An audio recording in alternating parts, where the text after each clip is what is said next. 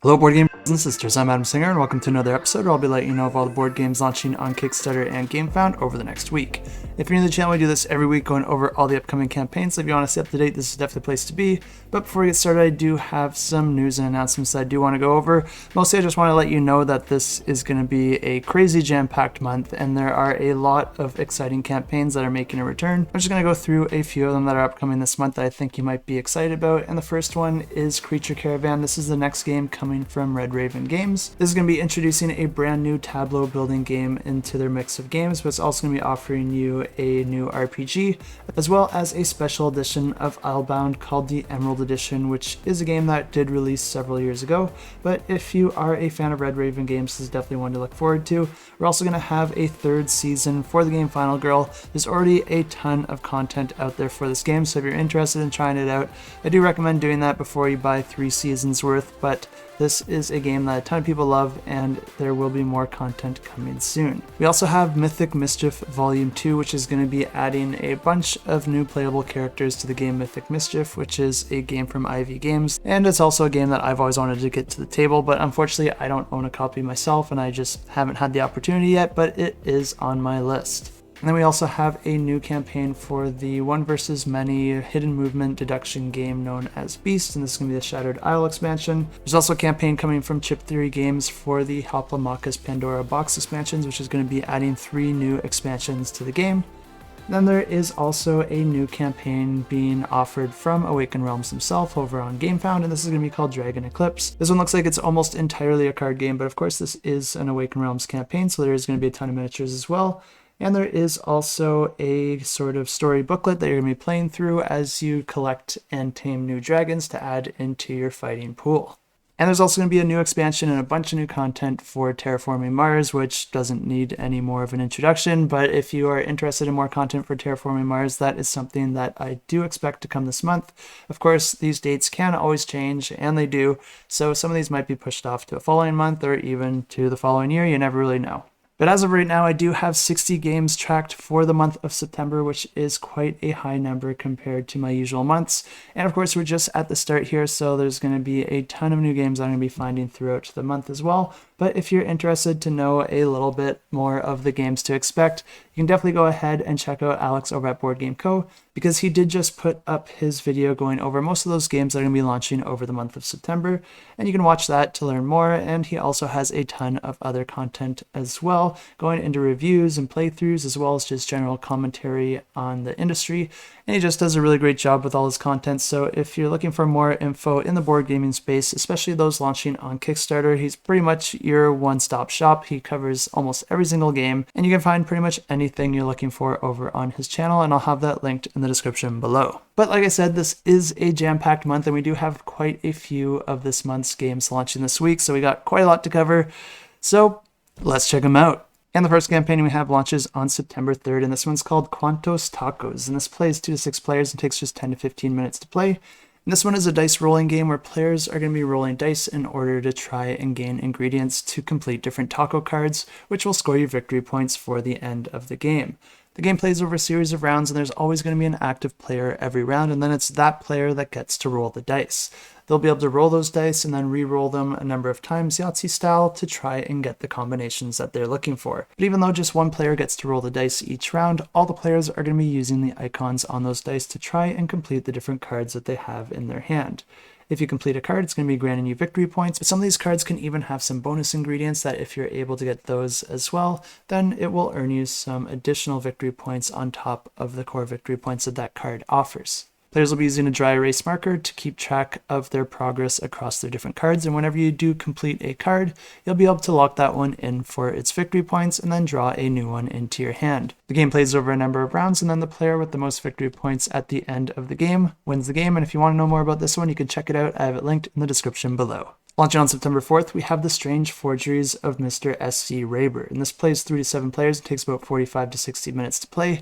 And this one looks like a really interesting and unique deduction party game where players are going to be trying to guess which of their drawings are real and which of the drawings are forgeries. The way the game works is that there's always going to be one player who determines which of your drawings are real or fake, and they get to do this because they are the ones that get to define what makes a drawing authentic. They're going to have a single board where they're going to be able to write down a secret rule, and any of the drawings that are submitted to them will be deemed real or fake depending on if they follow that rule. Of course, all the other players aren't going to know what this rule is, so they just start the game by drawing whatever image they want, and then all the players are going to be handing it to that active player, who is then going to go through all of them, write a check mark or an X on them, and then hand them back to all the players in secret so that they have a little bit more information as to what makes a drawing counterfeit or authentic. This is going to repeat for 6 rounds with each player drawing a new image every single round so that they can use that information to confirm or invalidate their suspicions. But after those 6 rounds, each of the players are going to be taking turns putting their images out on display, and when you do this, all the other players get to guess which of your pictures are real or authentic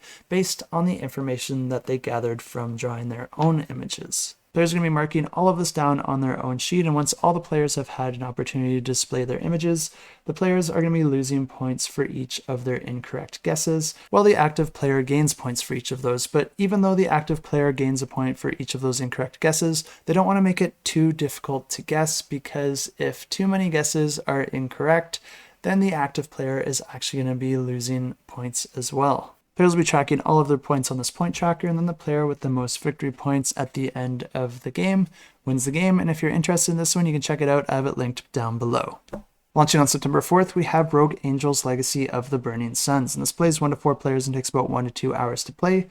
And this one is a cooperative scenario-based game where players are going to be playing through all these different missions, fighting against various enemies and making different decisions and having different outcomes that can open up and close certain paths as you play the game. And you'll also be making permanent changes to your characters. This is also a campaign that the publishers wanted to pull down and make a few improvements to, so this is a campaign that I did already cover in the past and they're relaunching it now. And I did think this one looked like it was really well designed and that it looked like a lot of fun even before they pulled it down. So I'm really excited to see this one come back to Kickstarter. And I really hope it does well because I think it'll bring a lot of great times to the table. But since I did already cover this one in detail, I'll just go ahead and roll my previous footage for you now. And of course, you can find links to the campaign in the description below if you want to know more. And this is a cooperative sci-fi adventure where players are attempting to save the galaxy. The decisions that players make are going to determine what opportunities open or close up to them as the campaign progresses, and players will also be playing as asymmetrical characters with their own character arcs to explore. The game offers an adjustable difficulty and multiple paths to victory, and the way that it's played is players will be setting up the board based on the mission that they're attempting, and then you're going to be adding the characters, enemies, and points of interest that are associated with that mission. Each player will also have their own character sheet specific to the character that they're playing as that will outline the name of the character, as well as their starting special abilities and some spaces to upgrade special abilities as the game progresses. There's also going to be a focus track that players can spend in order to re-roll dice, and a shield track that can help defend against damage. And then these icons on the side represent permanent damage that's inflicted if you fail a mission. Players will also be building up their own personality track in 4 different characteristics that players will develop throughout the game, and that will open up different opportunities to that player.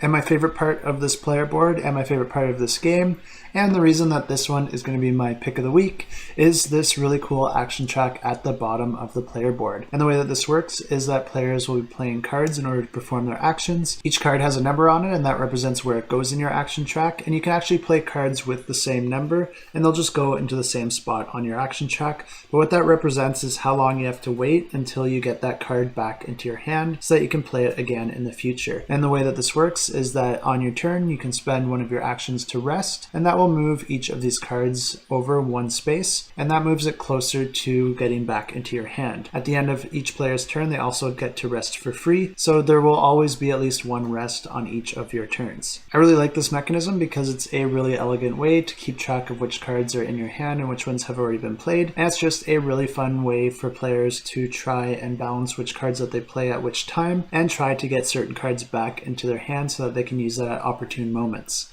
I think it just creates a lot of fun decisions and trade-offs that players are going to have to deal with as the game goes on. And that's not the only way it gets used, but I'll come back to that in a moment. And on a player's turn, they can perform up to 2 actions. They can either play 2 cards, or they can rest to move all their cards over 1 step, or they can choose to concentrate, which would charge their focus, which then can later be used to re-roll dice. And as I said, you'll always get a bonus rest action at the end of your turn, so your cards will always move over 1 space. But the real meat of the game comes in playing the different cards, because each card is going to have an associated action with it, and you can use those to move around the board, interact with different points of interest or items, or attack different enemies that are in your sight. You'll perform the action of that card immediately and then put the card into your action track, where it will cool down until it will later come back into your hand. But another reason that this one is my pick of the week is because I really like the way that the enemies work in this game. They're going to react a little bit different to the players depending on the situation that they're in or the environment that they're in. And this is accomplished through these automated attack sheets, and there's a ton of these that are included in the game, which is going to offer a lot of variability.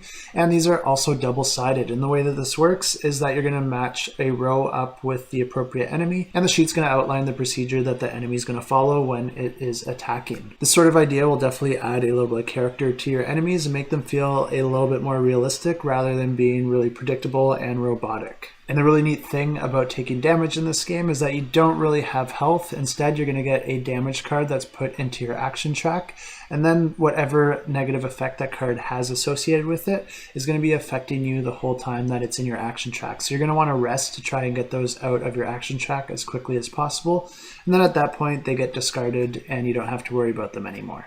I'm pretty good at spotting good design when I see it, and this one is really impressing me. Everything looks really elegant in the way that the cards flow, and the way that the damage is dealt, and the way that action track kind of ties everything together. This one also does have a few comments in here in the rating section with some really high praise, and there's also a few videos that I watched as well, and everyone there also seemed to really enjoy the game. So if you're interested in these types of games, I definitely recommend checking this one out and clicking that notify button. I have links in the description below, and I'm really excited to see what other people have to say as this one gets rolled out. And this one is offering a tabletop simulator version of the game that you can go ahead and try for yourself right now. And if you're looking for that link, I definitely recommend checking out our Discord, because we do provide links to the tabletop simulator games if they are available. And to find it, all you have to do is go to the channel for whatever game you're looking for and check out the pinned comment, and we have links to the BGG page, their website, Tabletop Simulator, or Tabletopia if that's available. And this is the best Discord in the world, so you should just probably join it anyway. And launching on September 5th, we have Gold Nugget, and this plays 2 to 5 players and takes about 15 to 25 minutes to play. And this is also a campaign that I did already cover in the past, so I'll just go ahead and roll that previous footage for you now. And in this game, players are going to be playing as different animals, each with their own abilities, and the whole goal of this game is to try and find the golden nugget hidden within a raven's nest. The raven has currently left the nest, and it's safe to go investigate, and players will be starting the game by drawing 5 animal cards into their den, as well as 2 stones. Players will be using their cards to view, collect, and rearrange those stones, and generally just gather more information on where that golden nugget might be. These cards can also cause negative effects to the players, where you might be able to confuse them as to where that gold nugget is, or even plant raven feathers onto their den. There's periodic events that can happen throughout the game where the raven might fly overhead, and if you're caught with too many raven feathers on you, that raven's going to target you, which can set back some of your efforts. There's also a really interesting aspect of the game here that because all the players are animals, they also periodically need to sleep. And whenever a player sleeps, they're going to have to close their eyes, and that's an opportunity to miss out on the information that some of the other players might be doing. But essentially, players are trying to gather information and discover where that golden nugget is, and then try to track it throughout the game while preventing the same for your opponents. And at the end of the game, the raven's going to return, and all players are going to have to close their eyes, count to 3, and then open them and try to be the first to slap their hand on the stone that they believe is the golden nugget. If you got that right and you're the first person to have slapped it, then you are the winner of the game. Launching September 5th, we have Ivion Season 3 Crossroads, which is going to be introducing the Falcon and the Snake edition of the game. And if you're not familiar with the Ivion franchise, there's already a few different boxes that you can go ahead and play right now. But it's essentially a deck building card battling game where players are going to be playing as different heroes, leveling them up and building their decks in different ways, creating a whole variety of different ways that you can play the game. But this one specifically is going to be focusing on the conflict between the commoners and the nobility, where players will be able to play as either heroes or villains, stealing from the rich, giving to the poor, and trying to topple that hierarchy. This is also going to be introducing a bunch of new mechanisms, as well as 3 new token types that are going to be specific to the Crossroads edition. But if you're not familiar with the previous editions of the game or how the core game actually plays, I did cover this one in detail previously, so I'll just go ahead and roll that previous footage for you now. And this is a dual card combat game that plays 2 to 4 players. It takes about 15 to 30 minutes to play. And the way this game plays is that there's going to be a main play area made up of a 4x4 grid of terrain cards, and players will each be putting their player token on different areas of those cards. And then players will be able to craft their own deck from a selection of different heroes, and then the game plays over a series of rounds where players will be taking turns, and on their turn they'll be able to draw one card from their deck, and they'll also gain one initiative, and initiative can be used to move one space or to draw an additional card, so it gives you a little bit of an option there. And then players will also gain 3 actions. And there's a few things you can do with those actions. You can move around on the board, recover from negative effects that other players may have cast on you, or you can use those actions to play cards by paying the associated cost of the card.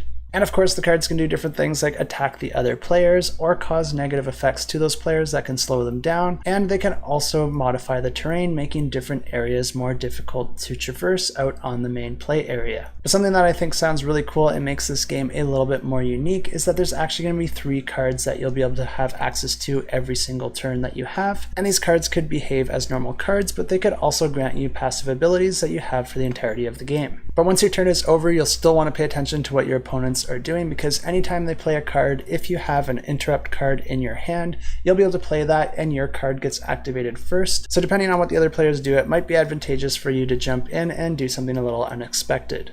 And as I said, this is Season 2, so this is a game that's already out and released, and you can go ahead and try it for yourself. And I believe there's also a tabletop simulator version of the game if you're interested. But this new campaign is going to be adding 3 brand new boxes, and each of the boxes will include 2 specializations, 2 classes, and 2 miniatures, as well as some additional mechanics as well if you want to mix them into your game. And of course, it will be offering the previous content as well, so if you're interested in this one, definitely go ahead and check it out, and I have links in the description below. Also launching on the 5th, we have an expansion to the game Vigilante. And this one's called Vigilante Hidden Motives, and it plays 3 to 5 players and takes about 90 to 120 minutes to play. And Vigilante is a game that I did cover in the past, so I will roll that footage for you in a second here. But the new expansion is going to be adding a ton of new content to the game. There's going to be new scenarios, heroes, villains, identities, equipment, and even new abilities. But there's also going to be new ways to play the game. There's going to be a new 2-player mode, as well as a bunch of new ones that are going to be doubling the number of modes that you can play. And the free will scenario is just an example of one of these, where it does introduce a bit of deduction into the game, because at the start of the scenario, each player is going to be able to choose one of 3 hidden identities. These identities also determine the criteria that you're trying to get into place in order to win the game. But this also gives the other players the opportunity to try and deduce what exactly you are trying to do, so that they can prevent you from doing that while also trying to achieve their specific criteria. Like I said, they're doubling the amount of these, so there's some other scenarios here as well.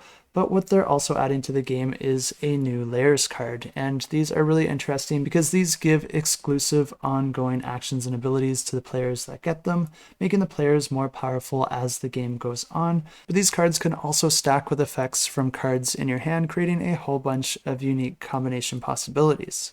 Like I said, I did cover the original game previously, so if you're interested to know how the core game actually plays and how this expansion is going to be adding to that, I'll just go ahead and roll that previous footage for you now. And this is a game where players are going to be building up a team of heroes in order to take out villains. This is a semi-cooperative game with hidden alignments, and depending on your alignment, you're going to have some different objectives to win the game. Players can either be good, evil, or neutral. If you're good, you're going to want to be taking out a certain number of villains depending on player count. And if you're evil, your objective is to just prevent the good players from reaching their goal before the end of the game. And if you're neutral, then you have your own unique win condition, and you can actually win with any other players. But you may be interfering with their goals and adding chaos throughout the game. In this game, players are going to be choosing a scenario and performing different actions to recruit heroes, fight villains, heal their heroes, and draw new item cards to help them along the way. At the end of each round, all players are going to roll a set of dice in secret behind their player shield, and then they're going to choose one die to add to the event track. New events will get added throughout the game, adding some new options, and since this is a hidden identity game, it's going to be up to the players to try and figure out which other players are working with them or working against them. Also launching on September 5th, we have a game that's not a board game, but instead this one is an RPG. But what makes this one unique is that players are going to be playing as hunters surviving off the land. And there is one golden rule in this world, and that is that you are what you eat. So whatever you eat in this game is actually going to be changing your stats and your abilities as you play throughout the game. And what the land has to offer is a ton of monsters, which might taste pretty good because you as the players have no problem eating them after you have defeated them. I don't have too much more info on this one, so if you are interested in this RPG and it sounds cool to you can check it out. I have links in the description below. Also launching on September 5th, we have Hello Kitty Day at the Park, and this plays 2 to 4 players. It takes about 25 to 45 minutes to play, and this one is a competitive game that's pretty easy to get to the table because this one has a very light rule set where players are going to be choosing their character at the start of the game, each with their own unique special abilities. But then players are just going to be taking turns placing tiles, gaining bonuses for the tiles that they placed, but then also performing a movement action with their character out on those tiles, also gaining resources for whichever tile that they decide to stop their movement on. And the whole reason that players are trying to collect all these different resources is to complete the different sets of icons that are depicted on each of their victory point cards. Completing those cards will grant you those victory points at the end of the game, and the game just continues like this until all the tiles are placed, and then the player with the most victory points at the end of the game wins the game. And if you're interested, check this one out. I have it linked in the description below. Also launching on September 5th, we have Battlecrest Metronn base game, and this plays 2 players. It takes about 20 minutes to play. And this one is a head-to-head skirmish game where each player is going to be playing as a different character. You're going to be starting the game with their health card as well as their own special action cards. And you'll be setting up the game board by setting out location cards in a particular pattern that is outlined in the rulebook. Each player's hero card is also going to go in a designated location on opposite ends of the board.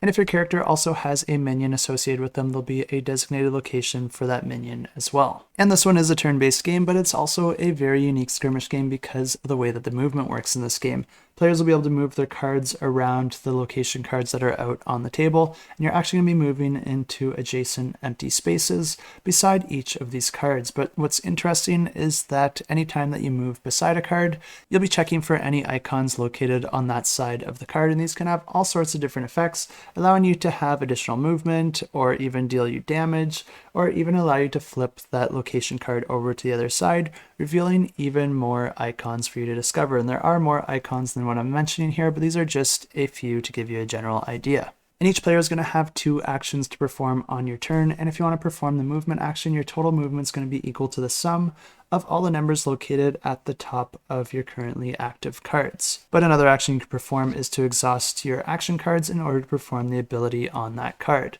This can allow you to do all sorts of different things like attack your enemy player if they're within range, move additional spaces, or even move your opponent an amount of spaces. And each of these cards also have different icons on them, which you can spend in order to boost or activate different abilities, or even defend against incoming attacks. Of course, as you're exhausting these cards, you are limiting your movement on the following turn. You're also limiting the options that you have. So the final action that is available is to just unexhaust all these cards, making them available for you again in future turns. And the game continues like this, with players alternating turns, moving their characters around, activating their different ability cards, and using an action to unexhaust them to use those cards once again. And of course, once a player has depleted their opponent's health down to 0, then that player wins the game. And if you're interested in this one and want to check it out, I do have a link to the campaign in the description below.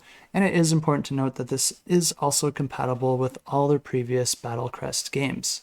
Also launching September 5th, we have an expansion for the game Barrage, or Barrage, I'm not sure how it's pronounced, but this is called the New Lands expansion, which is going to be introducing 2 brand new maps.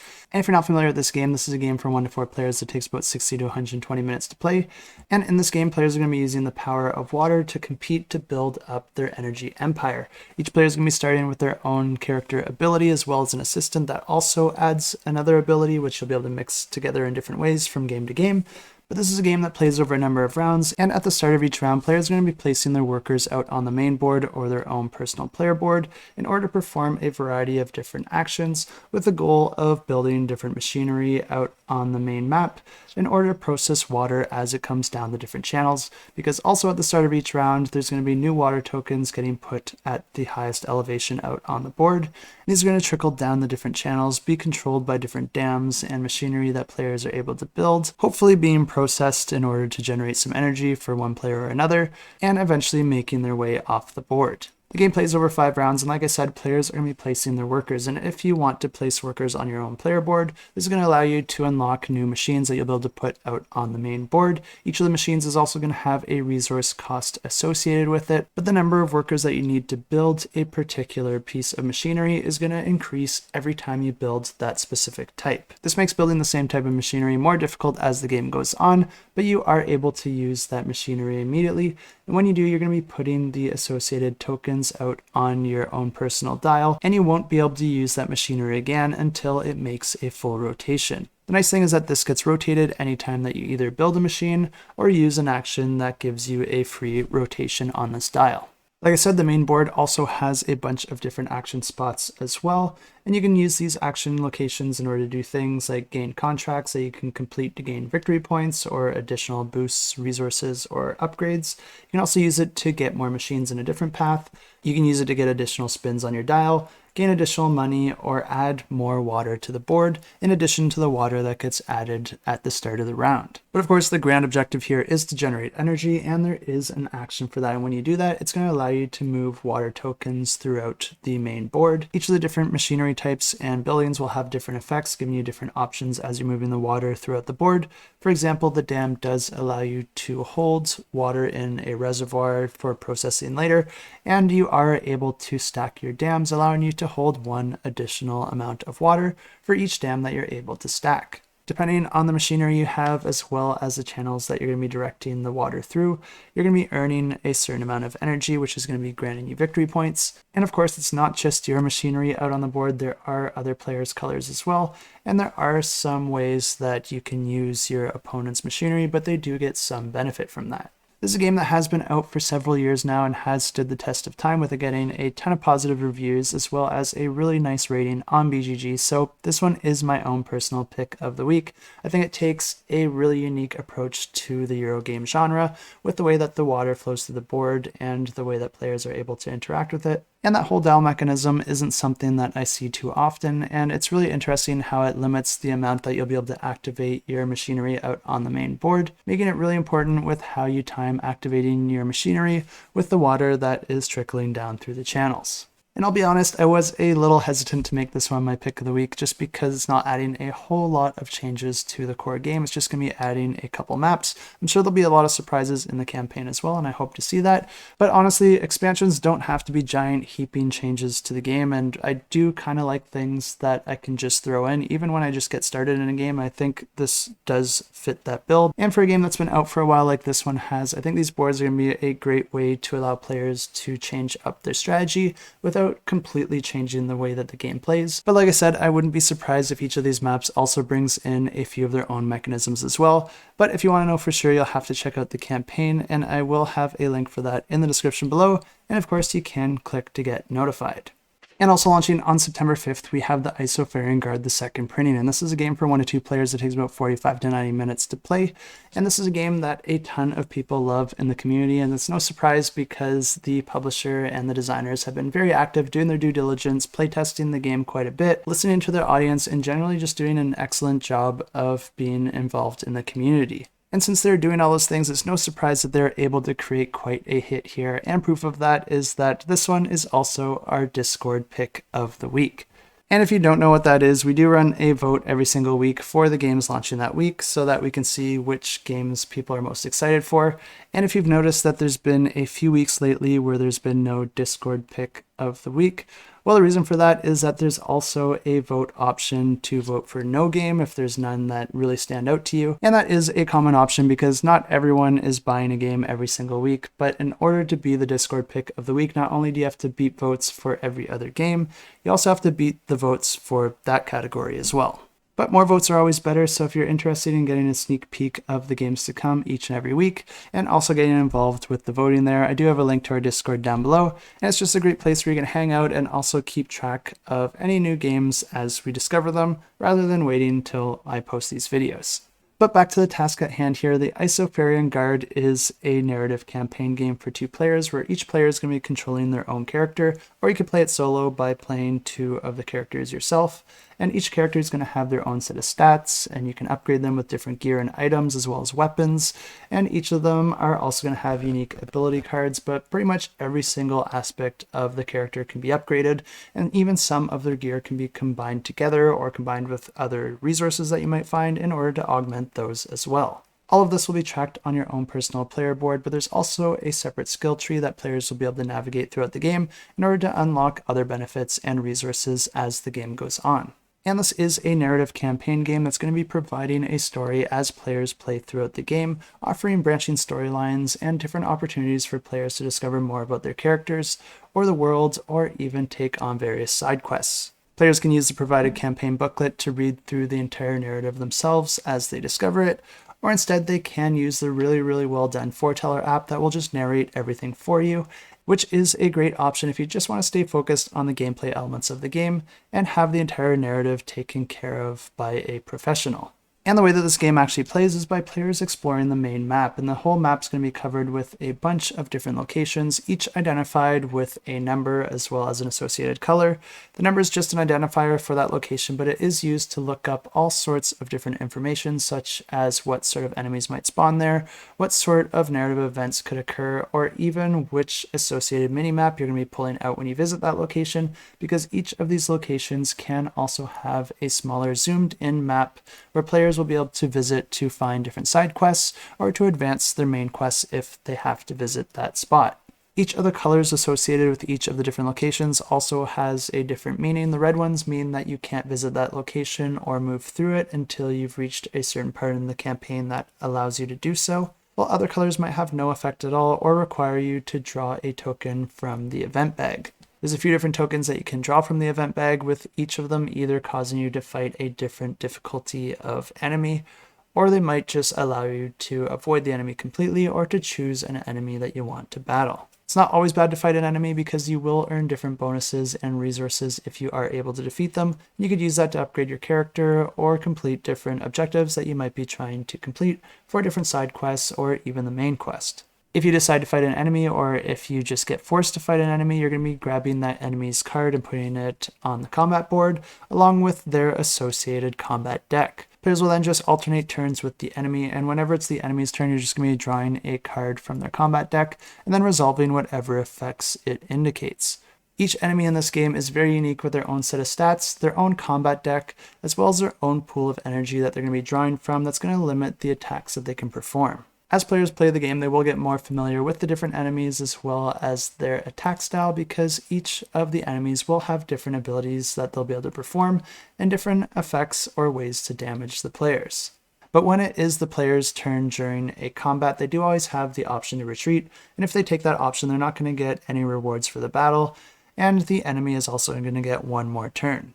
But if they choose to stay and fight, this is where all your players' stats and gear and effects are all going to come into play, because this is a bag building game. You're going to be adding tokens to a bag depending on your character's stats, as well as any additional tokens granted from your gear or items or any special effects that might be affecting you during the battle.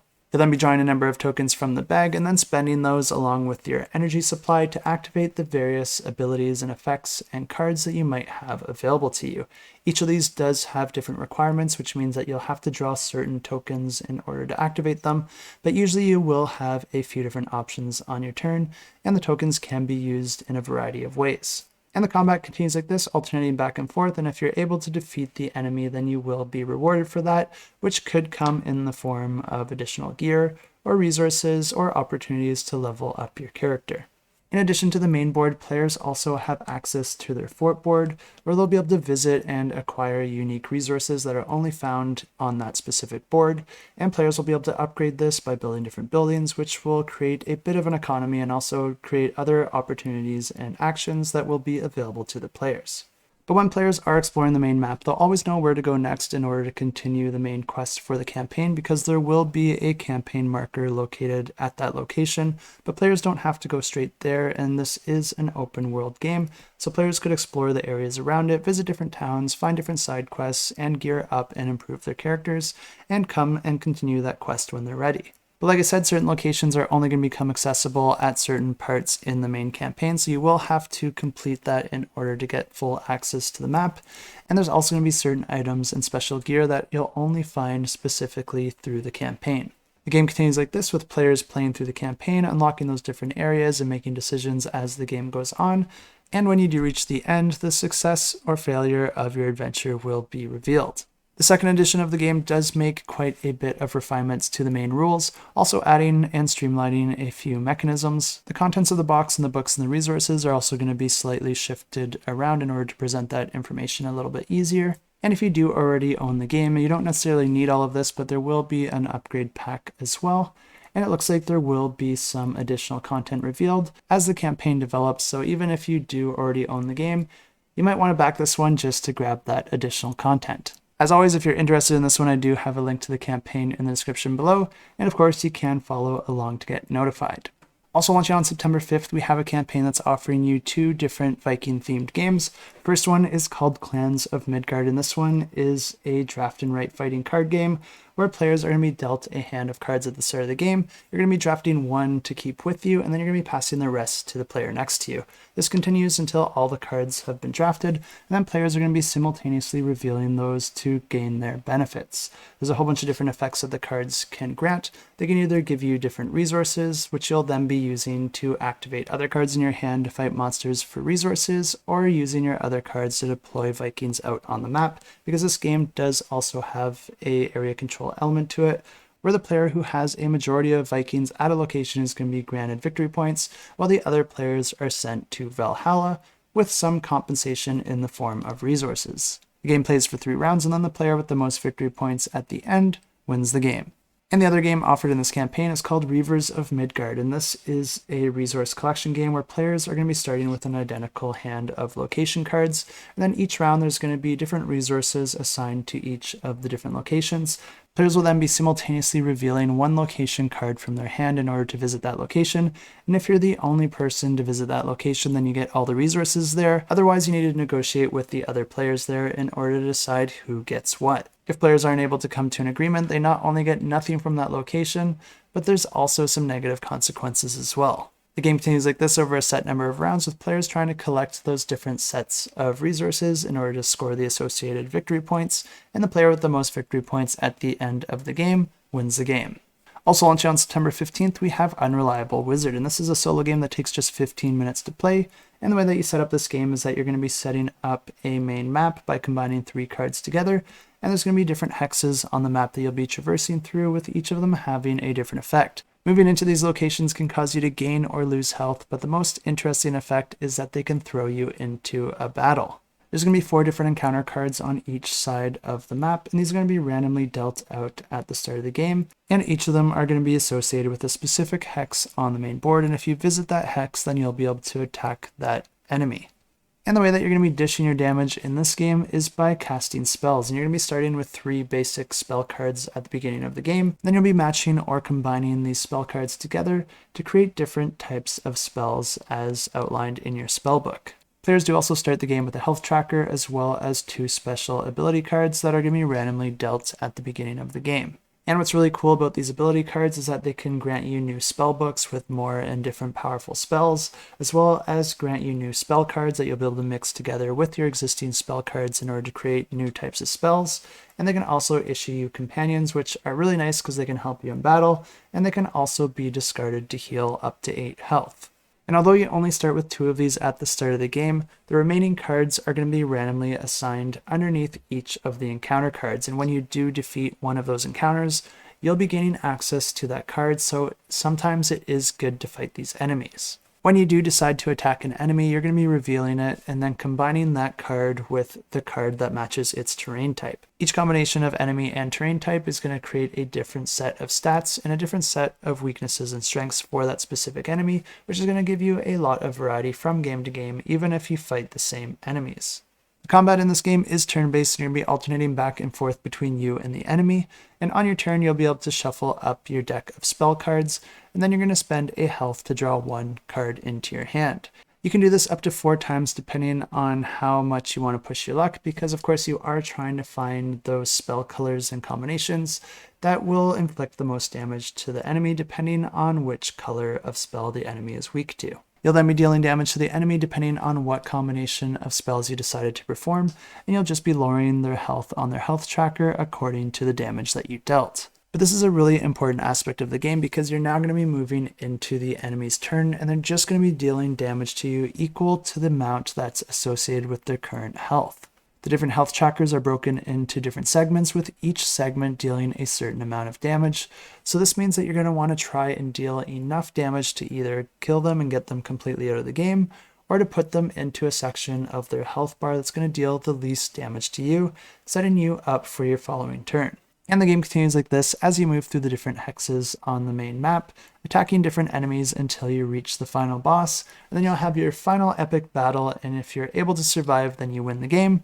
Otherwise, the world is doomed and falls into turmoil. And if you are interested in this one, you can check it out. I do have links to the campaign in the description below, and you can follow along to get notified. And also launching on September 5th, we have Cretaceous Rails, and this plays 2 to 4 players and takes just 45 to 120 minutes to play. And this is a competitive game where players are going to be running their own individual resorts.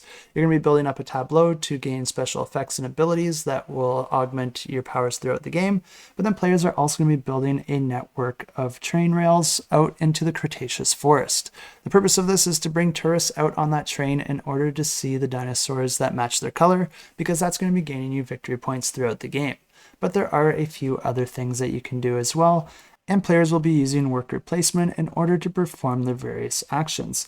The way that the worker placement works in this game is that you're going to have an action grid, and you'll be able to put your worker between 2 of those actions in order to perform both of them. These actions can allow you to do things like draw new cards into your hand or issue them into your tableau in order to gain those benefits and upgrades, expand your rail network deeper into the forest in order to open up new options that you can perform with your train, like clearing out brush and tree tokens, taking passengers out on safaris, or even capturing dinosaurs to take back into your resort. Each player is also going to have a set of tokens representing their train and all its cars, and you'll be using these cars to hold passengers, but then also anytime that you're removing brush or dinosaurs from the forest, you'll also need to take up an entire car just to lug that back. And if you ever want to unload your train, you do have to forego one of your actions during the worker placement phase, but luckily there are actions and upgrades that do allow you to add more cars into your train.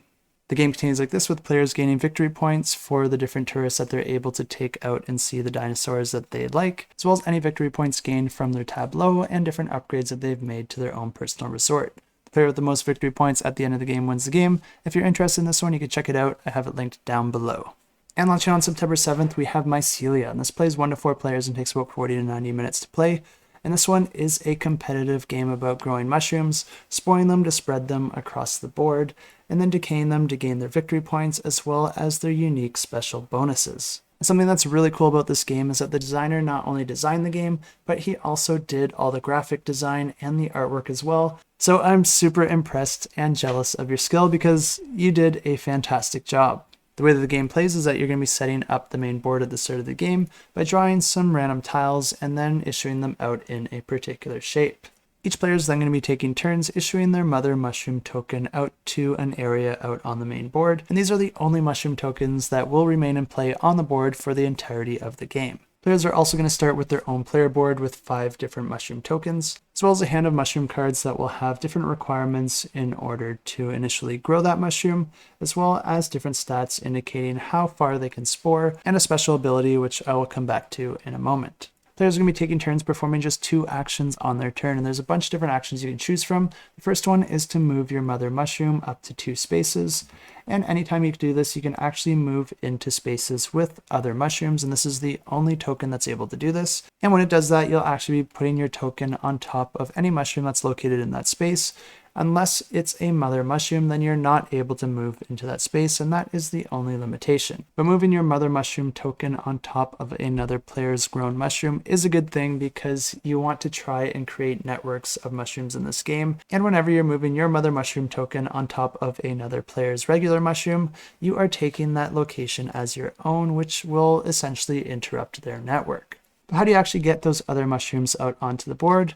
Well, there's an action for that as well, which is the grow action. And in order to do that, you're going to be looking at the cards that you have in your hand and trying to gather the appropriate spore tokens of the right color in order to grow that mushroom. In order to do that, those colors need to be on the locations that are a part of your mushroom network. And if they are, and you do perform that grow action, you'll be taking that associated card and putting it out on your own personal player board, choosing one of the empty spots in your 5 locations, and then taking the associated mushroom token and putting it out on the board, but it needs to be placed in one of the locations where you claimed a spore token. But if you are in need of more spore tokens out on the board, there is a spore action that you could perform, and each mushroom is going to generate a different amount of spores depending on which one you choose to activate when you do perform this action. And then you'll be placing those spore tokens out on the board, starting where your mushroom is located, but then you'll be rolling this die which indicates the wind, with each icon matching one of the edges of the tile. And then you have to place your next cube in the tile in that direction, but then if you have more cubes to place after that, you can just choose any tile that is adjacent to that one. Something that's really cool about sporing your mushrooms is that every time you perform that action with a particular mushroom, you're going to be moving this token up the spore track, and once you've spored your mushroom twice, that mushroom is now ready to decay, which is an action that you can now perform in order to take that card from your board, slide it behind in order to unlock its special ability, and then return the mushroom token from the board onto your own personal player board, opening up that location again, allowing you to grow new mushrooms there in the future. But if you don't have any mushroom cards left, or if you want more options at your disposal, you can also use an action to draw a new mushroom card from the mushroom deck or display. And then there's also the explore action, which allows you to place a new tile onto the board, connecting it to any location that you like. Some of these tiles might also have a bug icon located on them, which means that you're going to be loading that tile with a bug token when you go and add it to the board. And players will be able to gain these tokens if they're able to get one of their mushrooms onto that tile. And having these tokens does grant you some additional options because you'll be able to spend them to perform some bonus actions. The game continues like this with players taking their 2 actions on their turn, growing their mushrooms, and then decaying them until a single player has decayed all of their mushrooms at least once, and then that triggers the final round of the game. Players are going to be adding up their victory points based on how they performed, and the player with the most victory points at the end wins the game. And if you're interested to learn more about this one and check it out, as always, I do have a link to the campaign in the description below. And the next campaign launching on September 7th is not for a board game, but it is related to board games because this one is a solid wood dice advent calendar. I just thought this one looked kind of cool and unique. Advent calendars are always a lot of fun, and if you are a gamer, you might be interested in this one because it's going to be providing you with 3 full sets of polyhedral dice, as well as 3 additional d20s. There's going to be a whole bunch of different options for dice in different colors of boxes, and there's also going to be additional items added throughout the campaign as stretch goals. So if you are interested in this one and you do want to add a few more sets of dice in your collection, you can find this one linked in the description below. And launch on September 9th, we have Boardquest Tales of Liria, and this will be offering both a board game as well as a digital video game. Each player is going to be controlling their own faction, which each has its own unique playstyle and deck of action cards associated with it, but each faction is also going to have its own hero, and you're going to be playing as this hero, and as you level up that hero and upgrade them, you'll be able to unlock new and stronger cards from your deck. There's a couple different ways that you can win the game. You can either eliminate all of your enemy heroes, or instead you can control a certain amount of forts. On a player's turn, they're going to be drawing a new card from their deck and adding it to their hand, and they're also going to be gaining gold, but then also spending gold depending on how many recruited units they currently have. They'll then be able to perform any number of actions like recruiting a unit, upgrading a unit, selling an item, buying an item, discarding a skill card, activating an ability, or moving or attacking an enemy in range. And there's a couple different enemies you can fight in this game. There's monsters that you can find out on the board, and if you're able to defeat them, you might get different stat upgrades or special effects,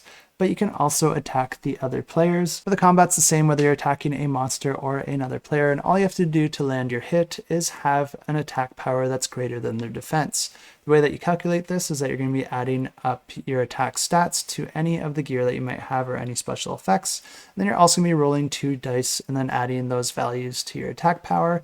And then if your attack is larger than the defense, then you're going to be inflicting a certain amount of damage. This is great if you want to try and win the game by eliminating your enemies, but like I said, you can also conquer forts. And in order to control a fort, all you have to do is move onto a space that has a neutral fort, and then that fort will become yours.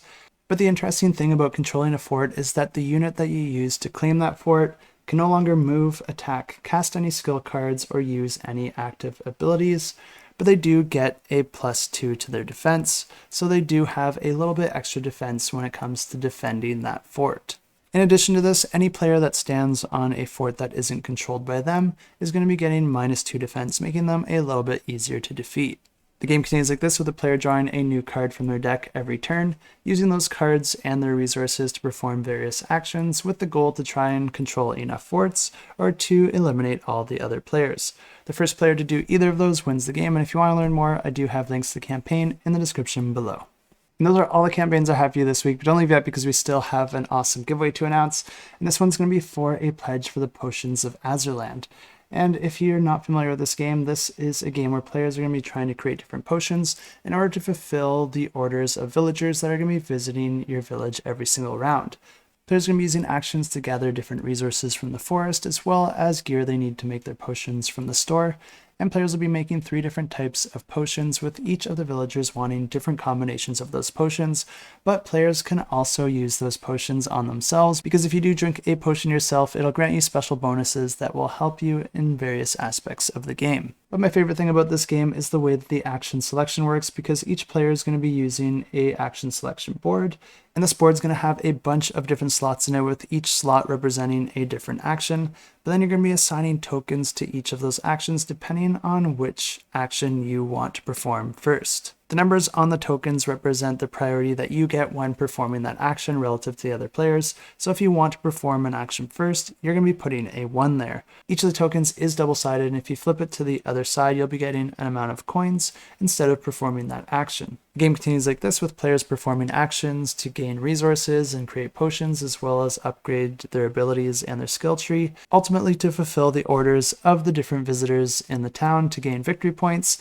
and the player with the most victory points at the end wins the game. And if this one sounds interesting to you, you'll definitely want to enter this giveaway, because this is going to be for a deluxe edition of the game, and this one's also going to be offered worldwide, so I just want to thank the publisher for that.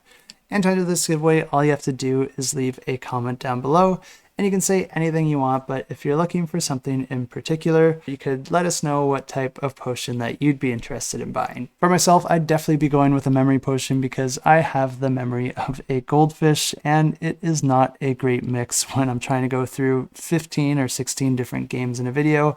I have no idea how other creators do these things in a single take, but maybe a memory potion would at least get me halfway there. Good luck in the giveaway, but now let's go ahead and draw the winner for last week's giveaway, which was for a pledge for the game Perch, which you can go ahead and check out on Kickstarter now, but you might want to hurry because there's only a few days left. But to draw a winner for this one, I use this fancy application here. All these extra names down here are bonus entries for my Patreon subscribers. And I just want to say thanks so much for all of you that are supporting me over on Patreon, because it is making a massive difference for me right now. Without all these patrons, I probably wouldn't be doing YouTube anymore, because there is not a lot of money in it. And I do like making these videos, but it is a big cost to me.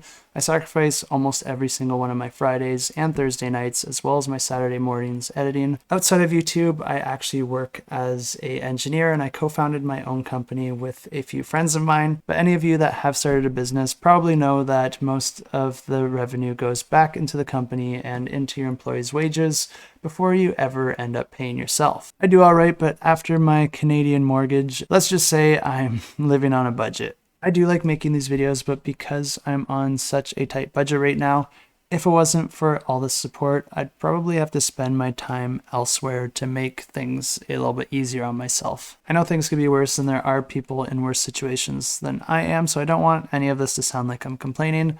I'm only saying all of this to let you know that I really do appreciate all the support, and it is making a huge difference. So I guess this is just a long-winded way of me trying to say thank you. Let's go ahead and draw those comments. And draw a winner. And the winner of Perch is... I used to live in Greece. I think I got this.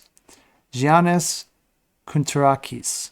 I probably still butchered that, so if that's the case, I'm really sorry, but hopefully you can accept this gift as compensation, because you just won yourself a pledge for Perch. So congratulations, it looks like a really fun game. Just email me at adam@shelfclutter.com and we'll get that pledge all sorted out. And that is everything I have for you this week, and it is after 1 a.m. here, and I should probably be going to bed, but I did just start watching the new One Piece live action series on Netflix, and I am a fan of the original series. The first episode was amazing. I was really impressed with what they did with the new series. I think they really captured the essence of One Piece. I think the thing that just made One Piece so good, at least to me, was how weird and kooky and funny it is, but also the values that it has to offer, because it's just very focused on friendship and trying to follow your dreams. And unlike a lot of other IP-related series that have been coming out lately, they actually did a really great job of staying focused on that and just trusting what worked and made the franchise such a success in the first place, and just offering it in a different form, which is great because now a lot of people who maybe aren't as interested in anime or watching 1,000 episodes of it can now enjoy it as well in a compact form that might be a little bit easier to digest. But I'm really interested to see where they go with this, and I think there's going to be a lot of challenges along the way, because some of these characters are going to be harder to translate into live action than others. And my absolute favorite character is, of course, Bon Clay, and I have no idea how they're going to find someone to pull that off, because he is quite the character, and whoever's able to do that is going to be incredibly talented, and I hope they're able to pull it off. But my main point here is that I'm going to watch another episode instead of going to bed, so take it easy. Until next time, keep that shelf cluttered and the table full.